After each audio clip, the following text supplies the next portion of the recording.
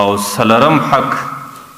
هغه دا دی چې کله پر هغې باندې غم رالی تکلیف رالی د هغې د غم او د تکلیف د سپکېدلو کوشش کول او که سړی نه و کې دا ګناهګاره دی په دې خاطر چې دا د همسایه حقوق دي. مثلا د هغې په کور کې غم رالی د هغې په کور کې د مرګ حادثه راله د هغې په کور کې بله ستړې راله او په دې نیت باندې ورتلل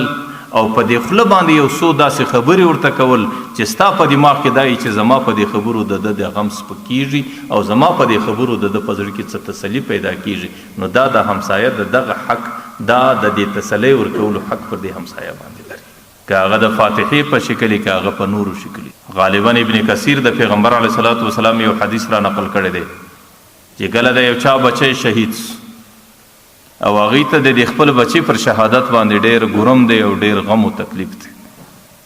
او یو بل سړی ورلی په دې نیت باندې یا همسایه دی یا قریب دی هر څوک دی هغې په دې نیت باندې ورلی چې د مور پلار ته د دې بچی پر شهادت باندې تسلي ورکړه یا د هغو تسلي وسوه یا نه وسوه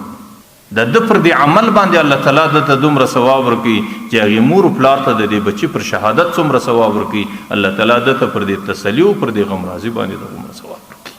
او د پیغمبر علیه صلات وسلام حدیث لا هم داسې راغلی دی من عزا سکلا د یو زنانې بچی ورک دی هغې ډېره په غم کې ده او ته ورلې د هغې زنانې ته د تسلي ورکله او تعزیه دې ورکله او د صبر تلقین دې ورکوي نو کسا بردن فی الجنه الله تعالی به قیامت کې تا ته د جنت لباس در واغوندي او د جنت لباس د جنته بغیر بل ځای نه اغوستل کېږي. د دې معنا دا چې الله تعالی به پر دې عمل باندې تا ته جنت تعالی درکړي. نو دا د همسایه د حقوقو څخه یو حق بلل کېږي چې کله پر هغې باندې مشکل رالی پر هغې باندې غم رالی د هغې په دې مشکل و غم کې به د هغې د مشکل و د غم د سپکوالي کوشش کوي. که هغه ستا په خامخا اوږدې وو